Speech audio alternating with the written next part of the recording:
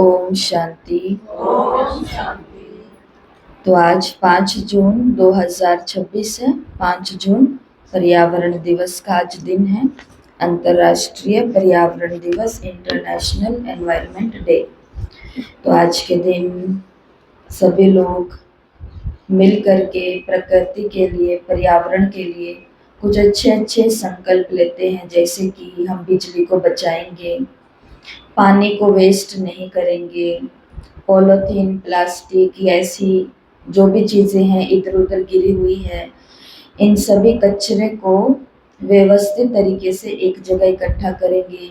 नदियाँ, सागर के किनारे, नहरें, इनों की सफाई करेंगे। किसी पार्क, किसी मैदान को साफ सुथरा कर देंगे, पेड़ लगाएंगे, पंछियों के लिए पानी की व्यवस्था करेंगे। ऐसे कई सारे संकल्प आज के दिन लिए जाते हैं। तो आप क्या करेंगे आज? सोचना, घर जाके सोचना, और घर के साथ मिल करके, परिवार के साथ मिल करके आज ये शुभ कार्य भी इस शुभ दिन के ऊपर करना, जो भी अच्छा लगे वो करना। बाबा ने कहा, मीठे बच्चे, बाप के साथ साथ तभी चल सकेंगे जब इस पुरानी दुनिया से बेहद का वैराग्य होगा। बाप के साथ साथ तभी चल सकेंगे जब इस पुरानी दुनिया से बेहद का वैराग्य होगा। क्योंकि मुरली के अंदर बाबा ने पांडवों की अंतिम यात्रा को याद किया है। युद्ध हो गया था, युद्ध के बाद कई सालों तक परिस्थान पर, दिल्ली पर, हस्तिनापुर पर उन्होंने राज्य भी किया था, और एक समय आने पर उन पांचों भाई ने और द्रौपदी ने ये डिसाइड किया कि अब हम सभी को हिमालय की पहाड़ियों पर जा करके अपने पुराने शरीर का त्याग करना है। तो उन्होंने यात्रा शुरू की। यात्रा के अंदर ये पांचों भाई थे, द्रौपदी थी, और पीछे पीछे एक कुत्ता था। तो यात्रा के अंदर जब पहाड़ की ऊंचाई आने लगी तो सबसे पहले द्रौपदी गिर गई, फिर उसके बाद में सहदेव गिर गया, फिर थोड़ा और ऊपर गए पहाड़ों पर तो फिर नकुल गिर गया, फिर अर्जुन गिर गया, और फिर भीम भी गिर गया। अब लास्ट में जहां तक पहुंचे, जो अंतिम यात्रा की छोर थी, चोटी था पहाड़ का, वहां पर पहुंचे तो बचा युधिष्ठिर और साथ में वो कुत्ता। जब इनों का ये लगन देखी शरीर को त्यागने के लिए, इतनी ऊंचाई हिमालय की चोटी तक ये पहुंच गए हैं, तो स्वयं इंद्रदेव आए अपने रथ पर और युधिष्ठिर को बोला कि आपको मैं अपने रथ पर सहदेह शरीर के साथ ही आपको स्वर्ग में लेकर के जाऊंगा।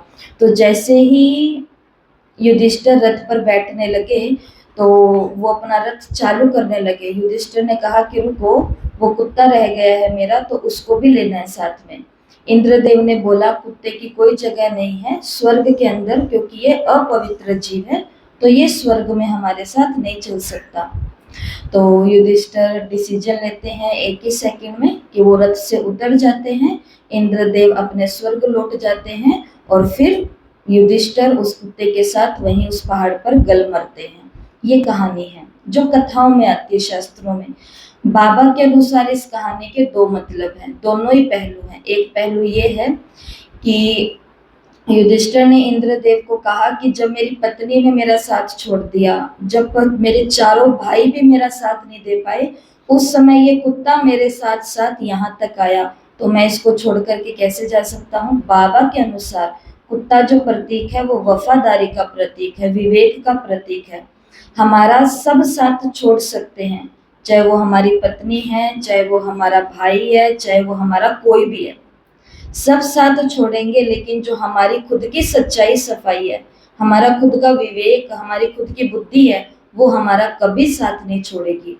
दूसरा, इस कहानी का मतलब ये बाबा के अनुसार, बाबा के ज्ञान के अनुसार ये है कि देखो, वो जिसने इतनी ऊंची यात्रा की, कहाँ जाने के लिए, स्वर्ग में जाने के लिए, स्वर्ग के सारे ठाट बाट उसने गवा दिए एक जीव के कारण। तो मोह के कारण उसकी स्वर्ग की वो सारी की सारी प्राप्तियां पीछे की पीछे रह गई।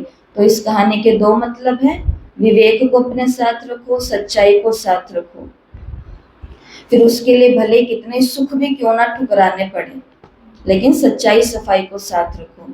और दूसरी बात, निर्मोही बन करके रहो। मोह इंसान में तो नहीं है, लेकिन मोह अगर जानवर के अंदर है तो वो मोह भी हमें स्वर्ग के प्रारब्ध से छुट्टी दिला देगा, पीछे कर देगा। मुरली का महावाक्य यही है कि बाप के साथ साथ तभी चल सकेंगे जब इस पुरानी दुनिया से बेहद का वैराग्य होगा। प्रश्न है, भगवान समर्थ होते हुए भी उनके रचे हुए यज्ञ में विघ्न क्यों पड़ते हैं? ये कईयों के प्रश्न हैं कि आप कहते हो ये संस्था तो स्वयं भगवान ने बनाई है, तो भी इस यज्ञ में इतने विघ्न क्यों पड़ते हैं, यहाँ ऐसी बातें क्यों होती है? बाबा ने कहा क्योंकि रावण भगवान से भी तीखा है। जरूर जब उसका राज्य छीना जाएगा तो वो विघ्न तो डालेगा ही। शुरू से लेकर ड्रामानुसार इस यज्ञ में विघ्न पड़ते ही आए हैं और पड़ने ही हैं। हम पतित दुनिया से पावन दुनिया में ट्रांसफर होने हैं तो जरूर पतित मनुष्य विघ्न डालेंगे। विघ्न डालने वाले कौन हैं? पतित मनुष्य, जिनको विकार चाहिए जीवन में, तो वही लोग हैं जो विघ्न डालते हैं। किसी अच्छे ने कभी विघ्न डाला है? अच्छे का मतलब जिसको पावन बनना है, कोई पवित्र आत्मा है, वो कभी कहेगी क्या कि यहाँ नहीं जाना? नहीं, विघ्न नहीं डालेंगे। गीत है और दूर के मुसाफिर। ओम शांति। मीठे मीठे रूहानी बच्चों ने गीत की लाइन सुनी। जैसे वेद शास्त्र आदि भक्ति मार्ग का रास्ता बताते हैं, वैसे गीत भी थोड़ा रास्ता बताते हैं। वो तो कुछ समझते नहीं। शास्त्रों की कथाएं आदि सुनना वो जैसे कनरस है। अब बच्चे जानते हैं दूर देश का मुसाफिर किसको कहा जाता है। आत्मा जानती है हम भी दूर के मुसाफिर हैं, हमारा घर शांति धाम है। मनुष्य इन बातों को नहीं समझे तो गोया कुछ भी नहीं समझे। बाप को ना जानने से सृष्टि चक्र को कोई भी नहीं जानते। ये आत्मा समझती है। शिव बाबा कहते हैं, मैं टेम्परेरी जीव आत्मा बनता हूँ, तुम स्थायी जीवात्मा हो। मैं सिर्फ संगम पर टेम्परेरी जीवात्मा बनता हूँ, सो भी तुम्हारे मुआफिक नहीं बनता हूँ। मैं इस जीव में प्रवेश करता हूँ अपना परिचय देने, नहीं तो तुमको परिचय कैसे मिले? बाप ने समझाया है रूहानी बाप एक ही है, जिसको शिव बाबा अथवा भगवान कहते हैं, दूसरा कोई नहीं जानते। इसमें पवित्रता का भी बंधन है, बड़े से बड़ा बंधन है अपने को आत्मा समझना। जिस दूर के मुसाफिर पतित पावन को भक्ति मार्ग में याद करते हैं, वो रूहानी बाप समझाते हैं, मैं सबको ले चलूंगा, किसको भी नहीं छोड़ूंगा, सबको अपने साथ ले चलूंगा। कोई चाहे या ना चाहे, कोई माने या ना माने। माँ बाप कहीं जाते हैं, बच्चे कहेंगे नहीं हमें नहीं जाना उधर शादी में, हमें नहीं जाना उधर सत्संग में, हमें नहीं जाना वहां पर जागरण में। लेकिन माँ बाप कहते तुम्हें अकेले थोड़ी ना घर छोड़ करके जाएंगे, चलो। कैसा भी लालच देके, कैसे भी मार पीट करके, कैसे भी उनका मूड खराब करके लेकर तो जाएंगे कि छोड़ देंगे। शिव बाबा की भी ये सारा संसार क्या है? संतानें हैं, तो वो जाएगा। तो बाबा ने कहा किसी को भी छोड़ूंगा नहीं, वापस सबको जाना है और प्रलय भी नहीं होनी है। भारत खंड तो रहता ही है, भारत खंड का कभी विनाश नहीं होता। सत्युग आदि में सिर्फ भारत खंड ही रहता है। कल्प के संगम पर जब बाप आते हैं तो आदि सनातन देवी देवता धर्म स्थापन करना होता है, बाकी सब धर्म विनाश होते हैं। तुम भी आदि सनातन देवी देवता धर्म स्थापन करने में मदद कर रहे हो। तो गीत सुना, कहते हैं बाबा हमको भी साथ ले चलो। बाप कहते हैं ऐसे कोई साथ चल ना सके जब तक पुरानी दुनिया से वैराग्य ना आए। नया मकान बनता है तो पुराने से दिल टूट जाती है। तुम भी जानते हो ये पुरानी दुनिया खत्म होनी है, अब नई दुनिया में चलना है।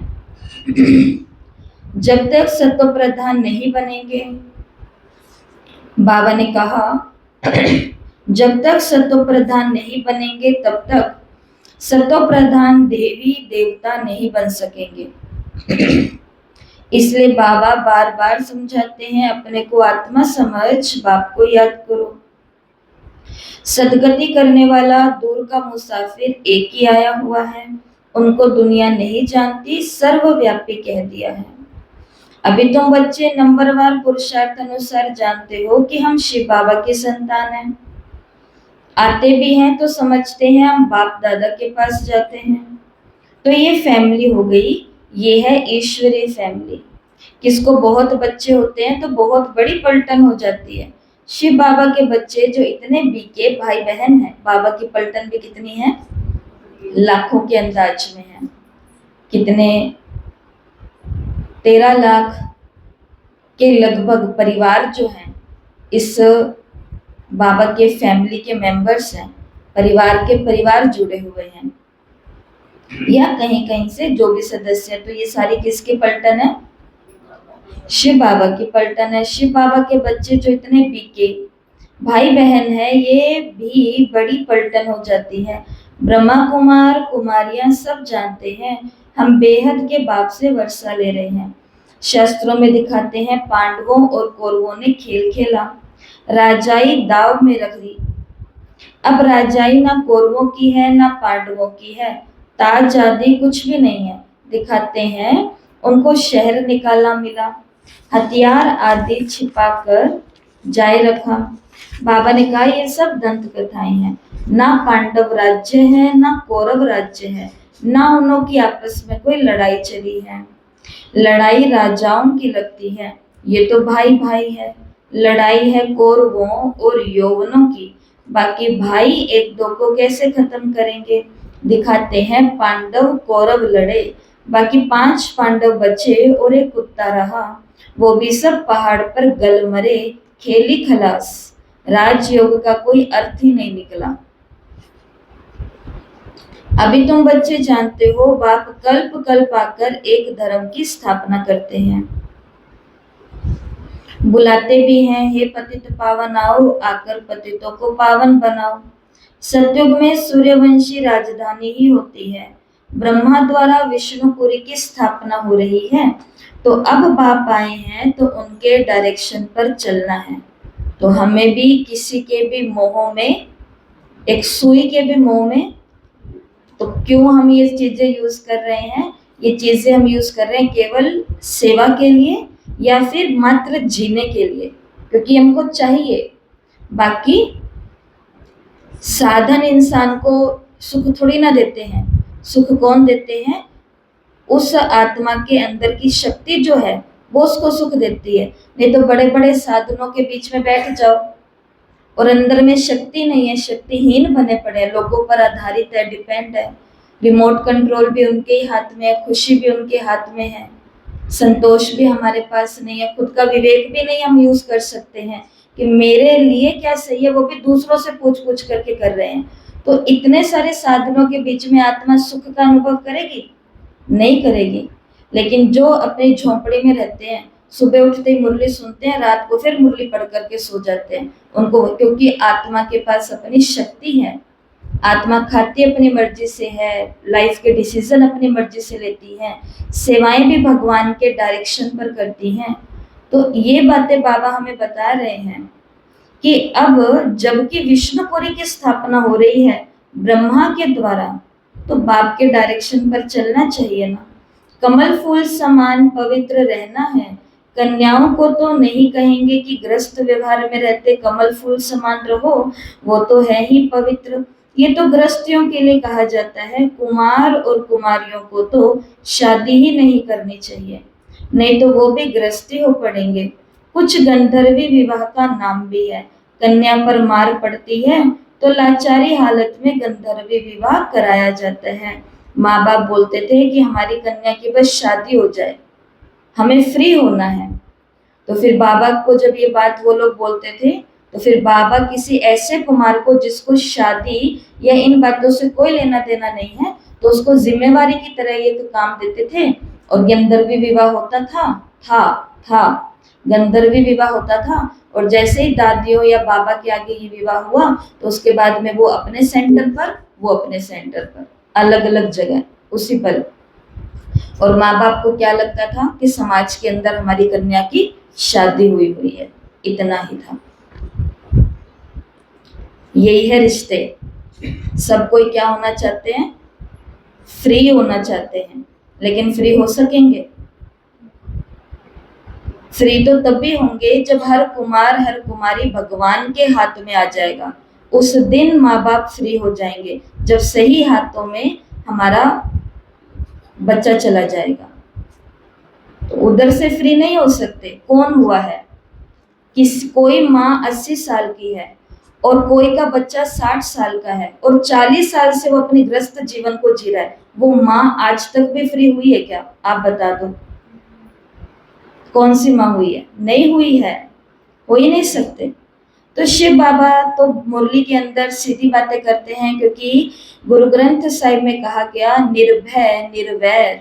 भगवान निर्भय है, भगवान को किसी का भी डर नहीं लगता, क्योंकि वो असत्य कोई बात करता ही नहीं है। बाबा कहते हैं कन्या पर मार पड़ती थी ना, तो लाचारी हालत में फिर गंधर्व विवाह कराया जाता था। वास्तव में मार भी सहन करनी चाहिए, परंतु अदर कुमारी तो नहीं बनना चाहिए ना। बाल ब्रह्मचारी का नाम बहुत होता है। शादी की तो हाफ पार्टनर हो गए। कुमारों को कहा जाता है तुम तो पवित्र रहो। ग्रस्त व्यवहार वालों को कहा जाता है कि ग्रस्त में रहते कमल फूल समान रहो। उनको ही मेहनत करनी है। शादी ना करने से बंधन नहीं रहेंगे।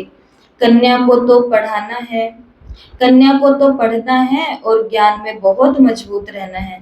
छोटी कुमारियां जो सगीर है उनको हम ले नहीं सकते। ये नियम हमारी संस्था के हैं। नाबालिग बोलते हैं ना, 18 साल से जो कम है, तो उनको यज्ञ नहीं लेता है। तो बाबा वही बात ही बोल रहे हैं, छोटी कुमारियां जो सगीर है उनको हम ले नहीं सकते। वो अपने घर में रहकर पढ़ सकती है। माता पिता ज्ञान में आए तो सगीर को ले सकते हैं, लेकिन माँ बाप खुद यज्ञ में आ गए तो साथ में उनकी कन्या को भी यज्ञ ले लेता है। वो अपने घर, तो बाबा ने कहा ये तो स्कूल का स्कूल है, घर का घर है और सत्संग का सत्संग है। सत माना एक बाप जिसके लिए कहते हैं और दूर के मुसाफिर। आत्मा गोरी बनती है, बाप कहते हैं मैं सदा मुसाफिर। मैं मुसाफिर सदा गोरा रहता हूँ, प्योरिटी में रहने वाला हूँ। मैं आकर के सभी आत्माओं को पवित्र गोरा बनाता हूँ। और तो कोई ऐसे मुसाफिर है नहीं। बाप समझाते हैं मैं आया हूँ रावण राज्य में।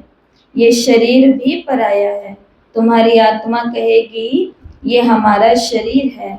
बाबा कहेंगे ये हमारा शरीर नहीं है, ये इनका शरीर है। यह पतित शरीर हमारा नहीं है। आते भी इनके बहुत जन्मों के अंत के जन्म में है। जो नंबर 1 पावन था वही नंबर लास्ट अर्थात अंत में विकारी बनते हैं। पहला नंबर 16 कला संपूर्ण था, अब कोई कला नहीं रही है। तो जिन ब्रह्मा बाबा को हम रोज देखते हैं, जिनकी दृष्टि हम रोज लेते हैं, ये कौन है? ये वही बाल गोपाल है, वही आत्मा है जिसकी दुनिया आज क्या कर रही है, बहुत ज्यादा भावना से पूजा या नित्यनेम या जो भी है सभी कर्म कर रहे हैं। और हमारा ये भाग्य है कि वो पहले जन्म वाले की पूजा कर रहे हैं और हम उस आत्मा के लास्ट जन्म में वो कैसे हैं उनसे हम मिलन मना रहे हैं। तो पहला नंबर वाला 16 कला संपूर्ण था, अब कोई कला नहीं रही है। पतित तो सभी हो गए हैं। तो बाप दूर देश का मुसाफिर हुआ ना। अब इस लड्डू गोपाल को कितना भी इनके साथ में अपना संगम युग बिताओ, कितना भी लाड कोट करो, कितनी भी पालना लो और पालना करो, ये सब हम प्रैक्टिकल में कर सकते हैं। उधर अभी तक किसके साथ किया हमने? उनके स्वरूप के साथ किया।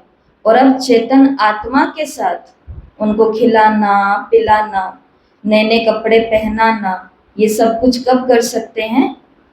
अब हम कर सकते हैं संगम पर। बाकी बाबा ने कहा तुम आत्माएं भी मुसाफिर हो, तुम आत्माएं भी मुसाफिर हो और मैं भी दूर देश का मुसाफिर हूँ। यहाँ आकर के तुम भी पाठ बजाती हो। इस सृष्टि चक्र को कोई भी जानते नहीं।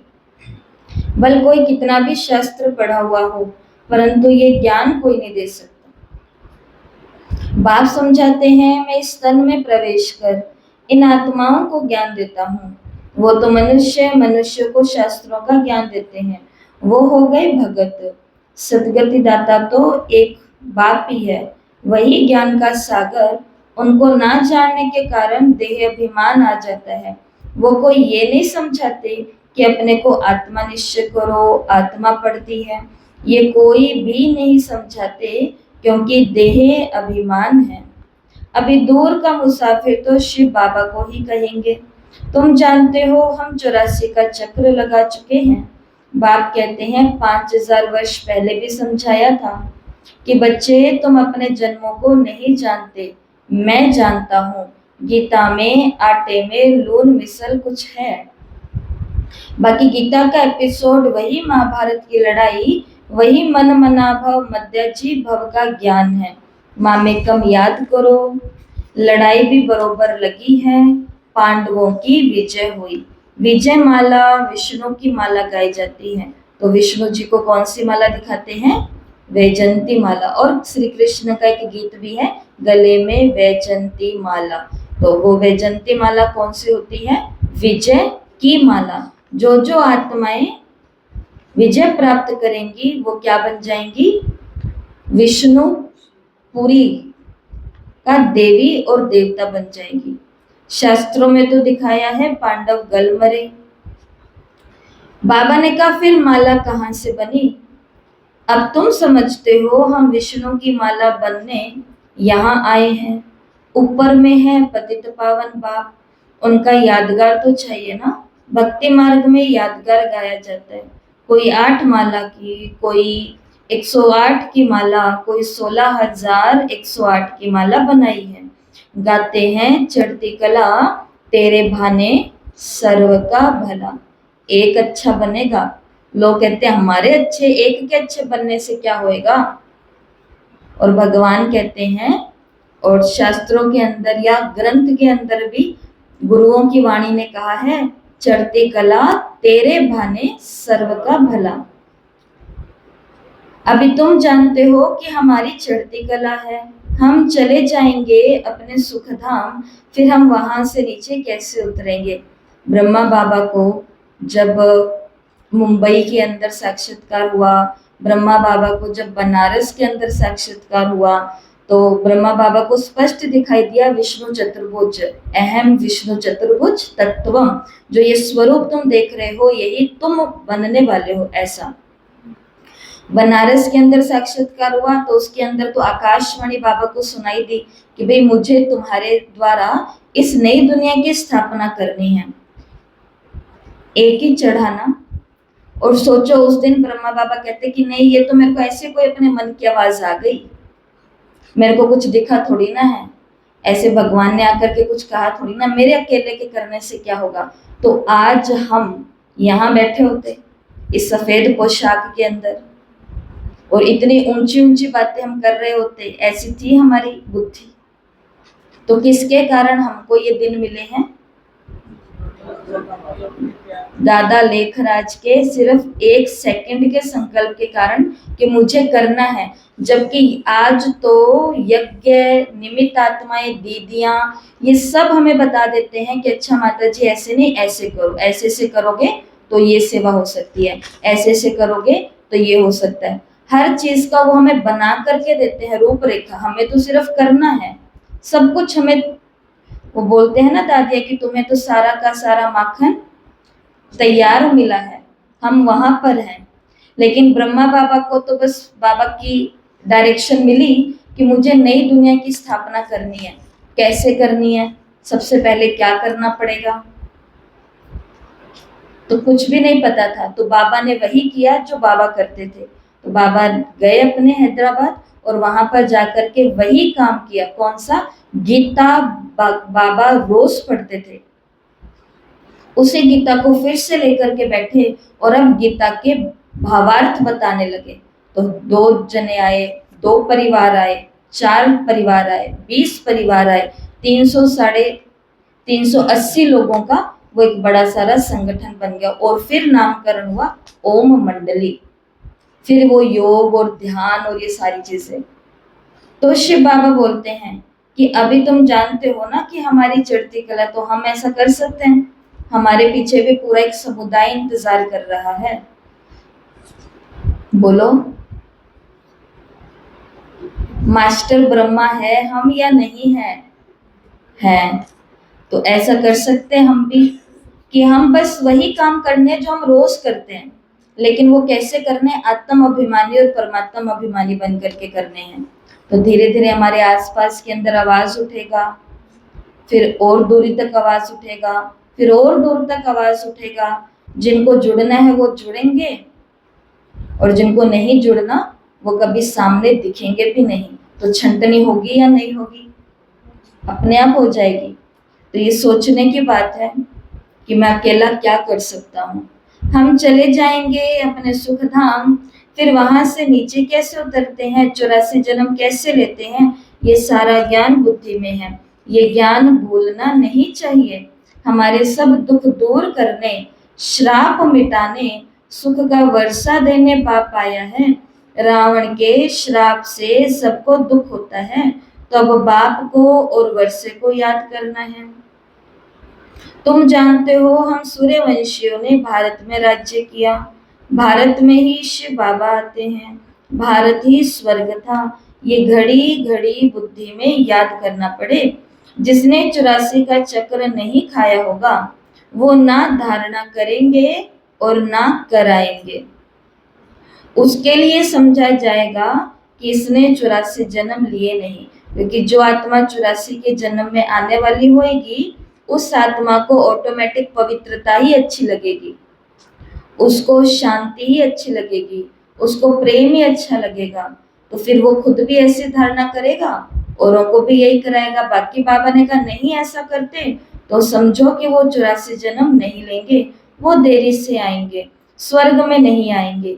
पहले पहले जाना तो अच्छा है ना। नए मकान में पहले खुद रहते हैं, फिर किराए पर चढ़ाते हैं, तो वो फिर सेकंड हैंड हो गया ना। सतयुग है नई दुनिया और त्रेता सेकंड हैंड हो गई, क्योंकि पहले देवता उस दुनिया को यूज कर चुके हैं, सूर्यवंशी। अब चंद्रवंशियों के हाथ में आई है। तो अब बुद्धि में आता है हम स्वर्ग नई दुनिया में जाएंगे। पुरुषार्थ करना है, प्रजा भी बनती जाएगी। मेहनत करेंगे ना तो ऐसा हो ही नहीं सकता। जो लोग बोलते हैं कोई सुनता ही नहीं है। मेहनत करेंगे, जो सुनते ही नहीं है उनको रोज रोज जाके बोलेंगे तो फिर यही होगा ना कि कोई सुनता ही नहीं है, उनको छोड़ दो, जाना ही नहीं उनके पास। नयों को ढूंढो जो इंतजार कर रहे हैं कि हमारा भी कोई भगवान कभी आकर के कुछ तो भला करेगा। पुरुषार्थ करना है, मेहनत करनी है, प्रजा भी बनानी है। तुमको मालूम पड़ता जाएगा कि माला में कौन कौन पिरो सकते हैं। अगर किसी को सीधा कहा जाए कि तुम नहीं आएंगे, बाबा के सामने आए हैं और बाबा उन्हों को सीधा बोल दे कि तुम सतयुग में नहीं आएंगे, या जो दीदियां सेवा करती हैं वो इन लोगों के पास जाकर के ऐसा बोल दे कि आप नहीं आएंगे सतयुग में, तो फिर क्या होगा?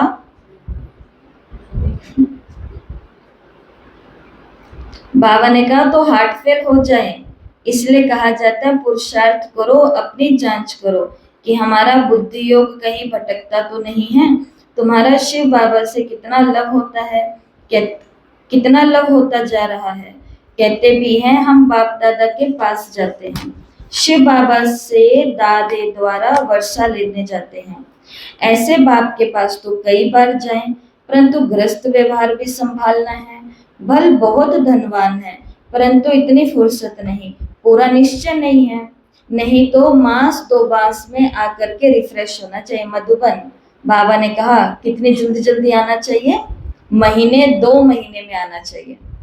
लोग नहीं जाते। जो अपने इष्ट को याद रखता है, इष्ट की भक्ति करता है, वो महीने 2 महीने में एक बार उनके दर्शन के लिए चले जाते हैं। बहुत दिन हो गए गए नहीं वहां पर। बाबा ने कहा तुम्हें भी मानेंगे ये कहना बाबा का? बताओ। अब हम कौन होते हैं मानने वाले? अब यज्ञ नहीं बुला रहा है, वो कहते हैं 5-5 6-6 जने आओ पूरे के पूरे शहर में से।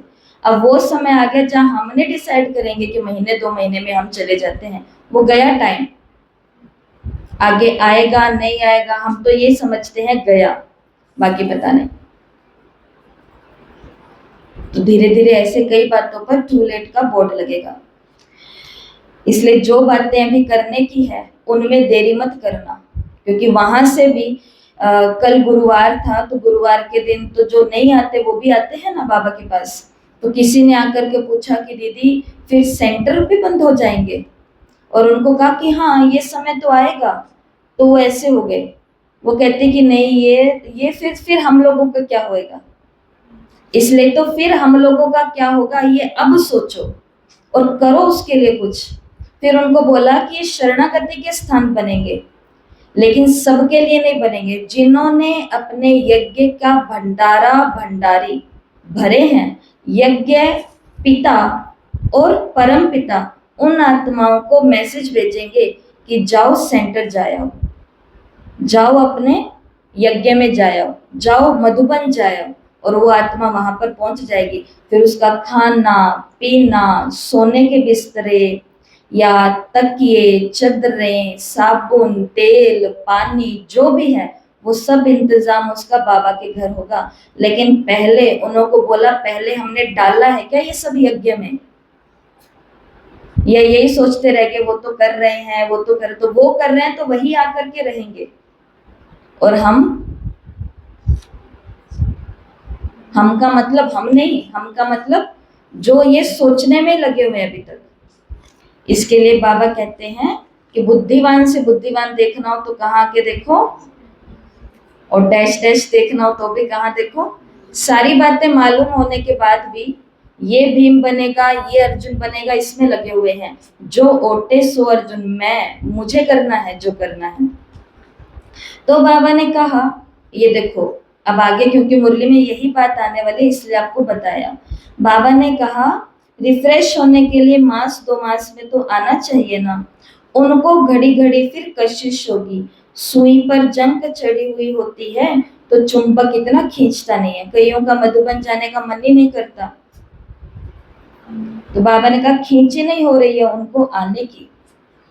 हम चुंबक से तो मिले, गीत है चाहे मारो चाहे कुछ भी करो, हम दर्द से कभी नहीं निकलेंगे। परंतु वो अवस्था तो पिछाड़े में होगी, कट निकली हुई होगी तो वो अवस्था होगी। बाप कहते हैं हे आत्माएं मन मना भाव रहो, भल अपने ग्रस्त व्यवहार में रहो। ऐसे भी नहीं कि यहाँ भाग करके आकर के बैठ ही जाना है। सागर के पास बादलों को आना है रिफ्रेश होने, जाओ 2-3 दिन भट्टी करो, बाबा से सुख शांति प्रेम आनंद ज्ञान शक्तियां सब भरो और यहाँ पर आकर के बरसाओ। आपको मालूम होगा 2 प्रकार के बादल आपने देखे होंगे, एक काले काले बादल होते हैं और एक सफेद सफेद होते हैं। कौन से अच्छे लगते हैं? अच्छे कौन से लगते हैं? आंखों को कौन से वाले बादल अच्छे लगते हैं? सफेद वाले अच्छे लगते हैं ना।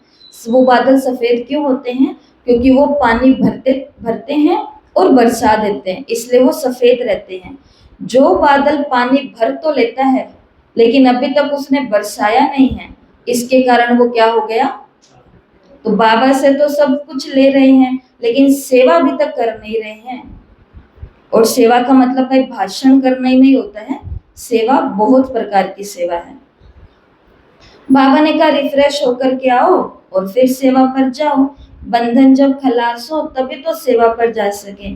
माँ बाप को अपने बच्चों को संभालना है, माँ बाप की याद में रहना है, पवित्र बनना है। बाप ने समझाया है अनेक प्रकार के विघ्न ज्ञान यज्ञ में पड़ते हैं। कहते हैं ईश्वर तो समर्थ है फिर क्यों विघ्न। मनुष्यों को ये पता ही नहीं है कि रावण भगवान से तीखा है, उनकी राजाई छीनी जाती है तो वो अनेक प्रकार के विघ्न डालने लग पड़ते हैं। ड्रामा प्लान अनुसार फिर भी विघ्न पड़ेंगे। शुरुआत से लेकर पतितों के विघ्न पड़ते हैं। शास्त्रों में लिखा हुआ है श्री कृष्ण ने 16,108 पटरानियां बनाई, सर्प ने डसा, राम की सीता चुराई। अब रावण स्वर्ग में कहां से आया? 16,108 पटरानियां। या सांप ने डस लिया, सांप होएगा स्वर्ग में? ऐसे कोई भी जीव नहीं होंगे जिनके अंदर विष होता है या अपवित्रता होती है। या राम जी की भी सीता चुराई गई, बाबा ने कहा ये स्वर्ग में रावण कहाँ से आया? झूठ तो बहुत है, कहते हैं विकार बिगर बच्चे कैसे पैदा होंगे, उनको पता ही नहीं है, जो वर्षा लेने वाले होंगे वही आकर के समझेंगे। तो इस ज्ञान यज्ञ में असुरों के विघ्न बहुत पड़ते हैं, पतित को असुरी कहा जाता है। बाबा ने कहा असुर किसको कहा जाता है? वो लाल पीला नहीं होता असुर, जो पतित विकारी आत्मा है वो असुर का ही काम करती है ही रावण संप्रदाय। अभी तुम संगम पर हो, रावण राज्य से किनारा कर लिया है, फिर भी कुछ लेस आती है। लेस का मतलब क्या होता है? उधर से किनारा तो कर लिया है, लेकिन अभी भी उधर क्या होती है? भासना, लेस आती है। ये बुद्धि में ज्ञान है कि हम जा रहे हैं, बैठे तो यहाँ ही हैं, बुद्धि में ज्ञान है बैठे यहाँ हो, परंतु उनसे जैसे तुमको वैराग्य है। ये छीछी दुनिया कब्रिस्तान बननी है, भिन्न भिन्न पॉइंट से समझाया जाता है। बाबा अलग अलग प्रकार से समझा रहे हैं कि कैसे भी समझ जाएं, पर बच्चे इस बात को समझ जाएं कि अभी ये दुनिया जाने वाली है और नई दुनिया आने वाली है। वास्तव में एक ही पॉइंट है, मन मनाभव। कितनों की चिट्ठियां आती है, बाबा हम बांधेली हैं, एक द्रौपदी तो नहीं है, हजारों हो जाएंगी। अभी तुम पतित दुनिया से पावन दुनिया में ट्रांसफर हो रहे हो, जो कल्प पहले फूल बने होंगे वही निकलेंगे। गार्डन ऑफ अल्लाह की यही स्थापना होती है, भगवान का बगीचा यहाँ ही बन रहा है। कोई कोई तो ऐसे अच्छे अच्छे फूल होते हैं जो देखने से आराम आ जाता है। नाम ही है किंग फ्लावर्स, नाम ही है किंग ऑफ फ्लावर्स, फूलों का राजा। 5 रोज से रखा हो तो भी खिला रहेगा, खुशबू फैलती रहेगी। यहाँ भी जो बाप को याद करते हैं और बाप की याद सबको दिलाते हैं, उनकी खुशबू फैलती है, सदैव खुश रहते हैं। ऐसे मीठे मीठे बच्चों को देख बाप हर्षित होते हैं। उन्हों के आगे बाबा की ज्ञान डांस अच्छी चलती है। बाबा उन्हों को ज्ञान के नए नए पॉइंट्स देता है। देखो 2 प्रकार की बेचैनी होती है, हमने अनुभव किया है। एक बेचैनी वो दुनिया वाली बेचैनी होती है, कल को मेरा क्या होगा, ऐसे होगा वैसे होगा, ये होगा वो होगा। ये बेचैनी तो इस दुनिया में आज सबको हो रही है, वो सो भी नहीं पा रहे हैं क्योंकि क्या होती है? बेचैनी होती, कभी इधर पलट रहे हैं कभी इधर पलट रहे हैं, ऐसा तो हो गया है। लेकिन एक दूसरी बेचैनी होती है, वो अगर नहीं हो रही है तो वो होनी चाहिए। और वो दूसरी बेचैनी कौन सी है? ज्ञान की ओर कौन सी पॉइंट है, और क्या सेवा होती है, और कौन से योग के तरीके होते हैं। इस आत्मा को 5 समाधान दे दिए, लेकिन इनका समाधान हो नहीं रहा है, तो 6वां समाधान कौन सा होगा? तो अंदर में जब सोचते हैं तो भी क्या होती है? बेचैनी होती है। तो जो योगी तपस्वी होते हैं वो भी बेचैन रहते हैं, लेकिन उनको कौन सी बेचैनी होती है?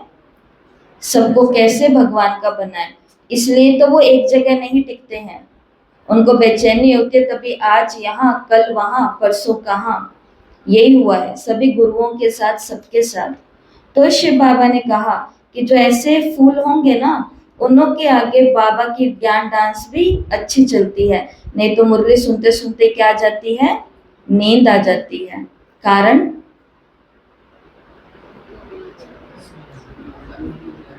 ये कौन से जन्मों के पाप है जो मेरे सामने आ रहे हैं मुरली में? आना ही नहीं चाहिए था ये, लेकिन हो रहा है, सबके साथ हो रहा है। सेवा में अलबेलापन आ रहा है, मुरलियों में नींदें आ रही है। एक बारी हम मुरली कर रहे थे तो वो मुरली ऑनलाइन थी, तो किसी के खराटे भी सुनने लग गए। बताओ, मैं सच कह रही हूँ आपको। ये मुरली के अंदर क्यों हो रहा है, योग के अंदर क्यों हो रहा है, सेवा के साथ ऐसा क्यों हो रहा है? क्योंकि मम्मा ने कल की मुरली के अंदर कहा, जो मुरली हमने रात को पढ़ी, मम्मा ने उस मुरली के अंदर इतनी सुंदर बात कही परसों और कल, कि दो काम करने हैं। एक तो बनना है बी होली, एक बनना है योगी। योगी क्यों बनना है? क्योंकि पिछले कर्मों को काटना है, और आज पवित्र क्यों बनना है? क्योंकि अब से हमको कोई भी पतित कर्म नहीं करने हैं, इसलिए योगी भी पूरा दिन बन करके रहना है और पवित्र भी पूरा दिन बन के रहना है। ये जो पिछले आ रहे हैं इनको योग से काटना है और आज वालों को पवित्र बन करके पवित्र बनाना है। खैर बाबा ने कहा फिर बाबा अच्छी ज्ञान डांस करेगा, तो बाबा की डांस देखनी है तो खुली आंखों में देख पाएंगे, आंखें बंद हो जाएगी तो कैसे देख पाएंगे? बाबा ने एक अव्यक्त मुरली में बोला, मैं अमृत वेले आता हूँ, मैं बस बच्चे के सिर पर हाथ ही रखने वाला होता हूँ। जैसे बाबा हाथ रखने वाले होते हैं, बाबा ने कहा कभी मुंह ऐसे हो जाता है, कभी इधर चला जाता है, कभी नीचे और कभी पीछे। कहाँ रखेगा वो हाथ? वो तो अपना प्रॉमिस निभाने आया। और फिर दुनिया वाले लोग कहते बाबा तू तो मेरी सुनता ही नहीं है, बाबा मेरे बंधन काटता ही नहीं है, बाबा बाबा। तो लोगों के कैसे कट रहे हैं बंधन? लोग कैसे आगे आगे बढ़ रहे हैं? वो कैसे तीव्र गति या रॉकेट की गति से सेवाएं कर रहे हैं या भगवान का मदद कर रहे हैं? क्योंकि वो ऐसे बैठे होते हैं, इसलिए बाबा का हाथ आता है और सिर पर जाता है। तो आंखें, योगियों की आंखें खुली। इसलिए कुर्सी का सिस्टम केवल उन्हों के लिए बना है जिनको डॉक्टर ने कह दिया है कि अब आपकी कमर के हालात नहीं रहे हैं नीचे बैठने के। कुर्सी केवल उनके लिए, बाकी योगी और तपस्वियों के लिए कुर्सियां नहीं है। ये तो बहनों के लिए बना दी गई है कि उनको ऐसे सुनाना है, लेकिन बहनें भी पूरी कोशिश करती हैं कि सो जाएं तो नीचे ही सो जाएं, बैठ जाएं तो नीचे ही बैठ जाएं। लेकिन वो तो एक पोस्ट पर है ना, एक लोगों के सामने एक उदाहरण के रूप में, तब उनको ऐसे ऑफिशियल तरीके से रहना होता है। बाकी ये कुछ कारण है, इसलिए तो ये सब बातें समझाई जाती हैं। अच्छा, मीठे मीठे सिकिलते बच्चों प्रति माता पिता बाप दादा का याद प्यार और गुड मॉर्निंग। रूहानी बाप की रूहानी बच्चों को नमस्ते। हम रूहानी बच्चों की रूहानी माता पिता बाप दादा को याद प्यार नमस्ते, गुड मॉर्निंग, ओम शांति, शुक्रिया बाबा, शुक्रिया। धारणा के लिए मुख्य सार। पहला, ज्ञान और योग में मजबूत बनना है। ज्ञान और योग में मजबूत बनना है। अगर कोई बंधन नहीं है तो बंधनों में जानबूझ करके नहीं फंसना। जैसे मुरली के अंदर बाबा ने कहा कि किसी बांधेरी ने बाबा को लेटर भेजा, तो चिट्ठी भेजी, तो उस चिट्ठी में क्या कहा कि बाबा मैं बंधन में हूँ। तो बाबा ने कहा कि देखो अगर बच्चे छोटे हैं तो उन्हों की तो संभाल करनी पड़ेगी ना, तो फिर ऐसे सेवा में कैसे जाएंगे। लेकिन जिनको बंधन नहीं है उनको जानबूझ करके खुद को किसी भी बंधन में फंसाना नहीं है। लोगों के घर में बच्चे नहीं होते, वो औरों के बच्चों को ला ला के खिलाते रहते हैं। इसके बजाय सेवा करते, इसके बजाय सेंटर जाते, इसके बजाय 2 मिनट योग कर लेते तो ज्यादा अच्छा होता है ना। ये बाबा की तो अपने बच्चों के लिए डायरेक्शन है, दुनिया के लिए बातें नहीं है, केवल ज्ञान में चलने वालों के लिए है। अगर कोई बंधन नहीं है तो बंधनों में जानबूझ करके फंसना नहीं है, बाल ब्रह्मचारी होकर के रहना। आज तो बाबा ने कुमार कुमारियों को क्लियर कट बोला है। कुमार कुमारियां दुनिया वाले ने, कुमार कुमारियां जो बाबा को समझ चुके हैं, उनको बाबा ने बोला है कि तुमको बाल ब्रह्मचारी होकर के रहना है। दूसरा, हमारी अभी चढ़ती कला है। बाबा हमारे सब दुख दूर करने, श्राप मिटाने, वर्षा देने आए हैं, मतलब वरदान देने आए हैं। बाप और वर्षे को याद कर अपार खुशी में रहना है। जांच करनी है कि हमारा बुद्धि योग कहाँ भटकता तो नहीं है। और आज प्यारे बाबा ने हम सभी को वरदान दिया, समाने और सामना करने की शक्ति द्वारा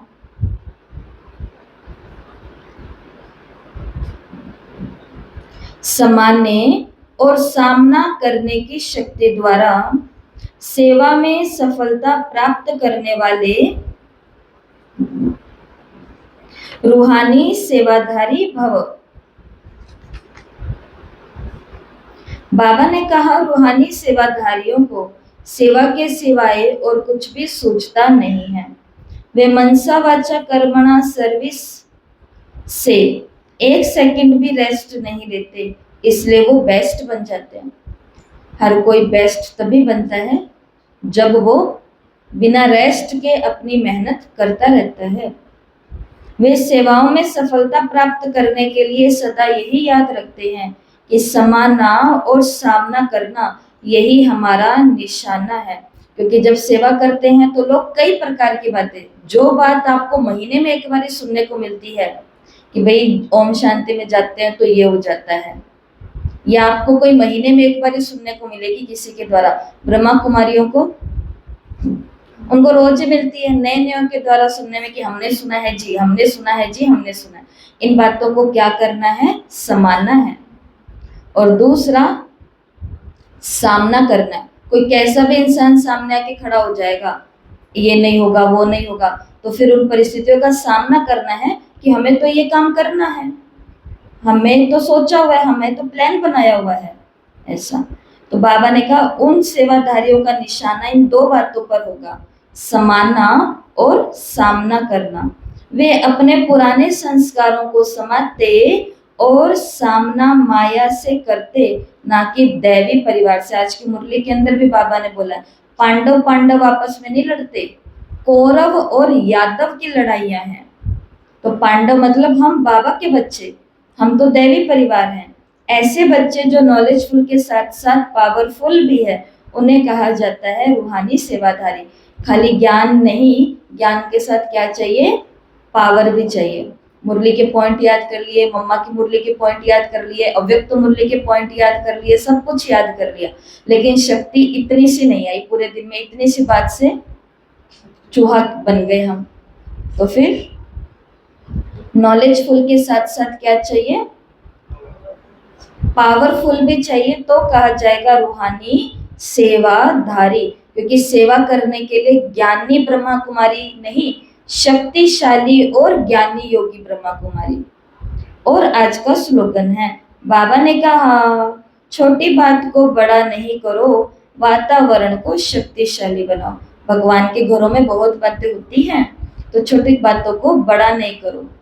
छोटी बात है, बात हुई, बात वहीं खत्म। आपस में शेयर नहीं करना, ऐसा हुआ वैसा हुआ, वो कहा ये कहा।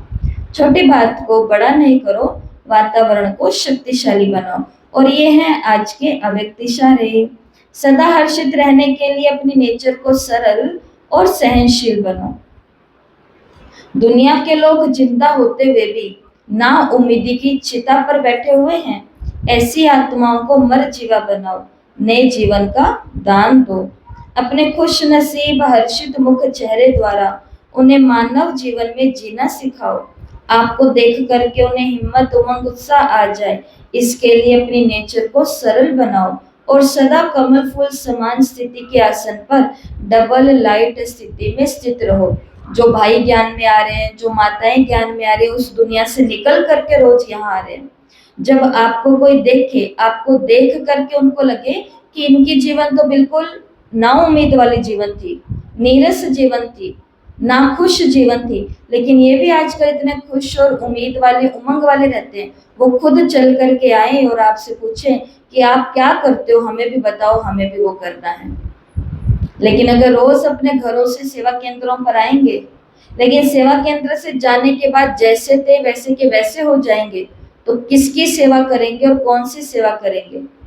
नहीं कर पाएंगे ना। उसके लिए क्या लाना पड़ेगा? बदलाव। डबल लाइट स्थिति में रहना पड़ेगा, डबल लाइट स्थिति। अच्छा, ओम शांति। और स्वमान लिख लेंगे सभी, मैं रूहानी सेवाधारी हूँ। और याद रखना, रूहानी सेवाधारी का मतलब क्या होता है?